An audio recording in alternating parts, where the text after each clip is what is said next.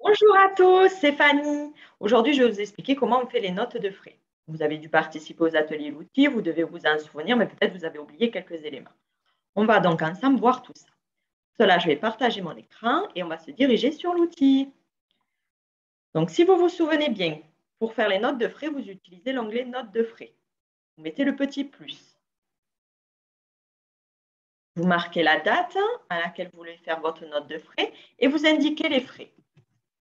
Là, par exemple, nous sommes fin juillet.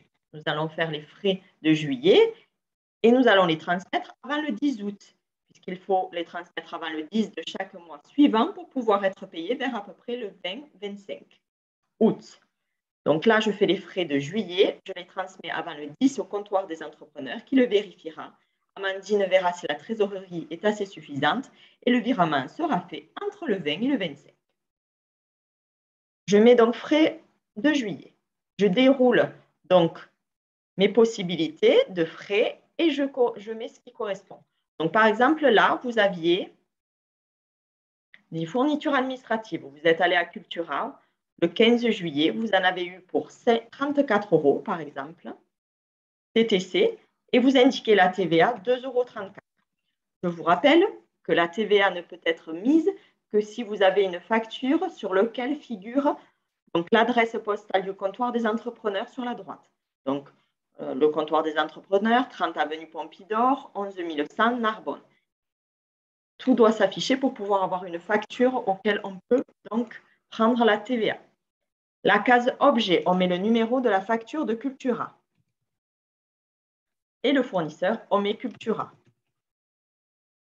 Je vous rappelle également qu'il faut fournir les originaux, donc par papier. Donc, soit vous nous les envoyez par la poste, ou soit vous nous les déposez à l'INES quand on est ouvert.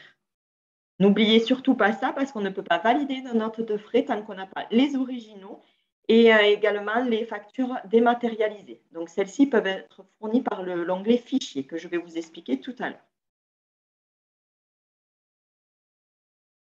Donc, ensuite, vous mettez tout ce que vous avez besoin en frais, tout ce que vous avez utilisé, toutes les factures que vous avez payées vous. Donc, parking et autoroute, téléphone, petit matériel. Je vous rappelle que pour le matériel, s'il est inférieur à 500 euros hors taxe, c'est bon. S'il est supérieur à 500 euros hors taxe, vous devez demander l'autorisation à Amandine pour un tel achat et un tel investissement, car il passera en amortissement.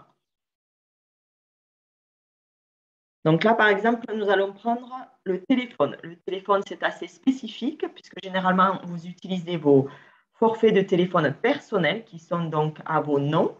Pour cela, vous devez du coup fournir vos factures de téléphone personnelles et nous prendrons que 50% du montant total. Donc, pensez bien à écrire donc le montant. Par exemple, la facture est de 40 euros. Je n'écris que 20 euros puisqu'il n'y a que 50% qui est pris en charge. Dans la case objet, j'écris le numéro de la facture sur lequel figure. Et là, j'écris par exemple que c'est SFR. Donc, j'ai bien pris ma facture SFR, j'ai bien écrit le numéro de la facture dans objet et le fournisseur SFR. Et je valide. Ainsi de suite. Je vous déroule tous les intitulés. Donc, vous allez utiliser annonce et insertion lorsque vous faites de la publicité. Cotisation lorsque vous avez un abonnement à Canva, Zoom, par exemple. Déplacement hors kilomètre lorsque vous utilisez un véhicule pour vous déplacer. Donc, ça peut être le train, ça peut être le taxi, le bus.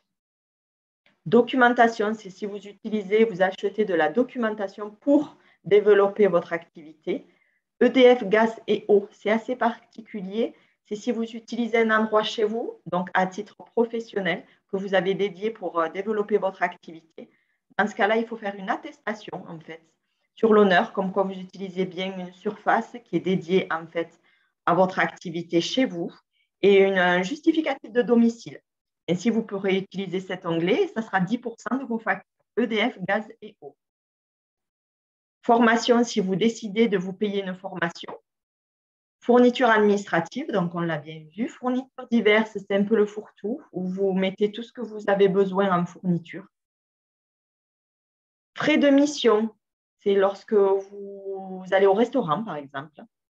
Donc là, vous allez avoir un petit ticket. Vous indiquez bien s'il y a une personne qui était également au restaurant que vous avez offert. Donc, le restaurant à une personne, vous l'indiquez bien sur le ticket. Frais de réception, c'est si par exemple, vous décidez de faire une collation lors d'une réunion. Donc, vous achetez tous vos frais de réception, les viennoiseries et les jus de fruits, et vous mettez ça dans frais de réception. Frais postaux, donc c'est la poste. Location immobilière, si jamais vous utilisez donc des locaux et vous les louez. Location mobilière, si vous utilisez du mobilier. Maintenance, si jamais vous aviez un problème informatique et que vous avez besoin donc que ça soit réparé, vous le rentrez dans maintenance. Parking et autoroute, donc c'est vos tickets. Donc effectivement, il n'y aura jamais la TVA sur ces éléments-là. Petit matériel, donc on l'a bien vu, donc c'est le matériel à moins de 500 €. Au-delà, on demande l'autorisation amendine. Et téléphone, comme on vient de voir. Effectivement, la box peut également rentrer dans cet onglet-là. Donc, une fois que vous avez tout élaboré, vous avez donc vos justificatifs originaux à transmettre via la poste ou en nous le déposant à l'INES. Mais sinon, tout ce qui est dématérialisé, vous l'ajoutez dans ce petit onglet. Je vous invite également, pour que ça soit plus simple pour nous et que le dossier soit complet, de quand même photocopier ou scanner les originaux et de les mettre également dans ce fichier. Au moins, vous aurez tous les justificatifs dans votre note de frais. Pour vous, le classement est plus simple et pour nous, tout est complet.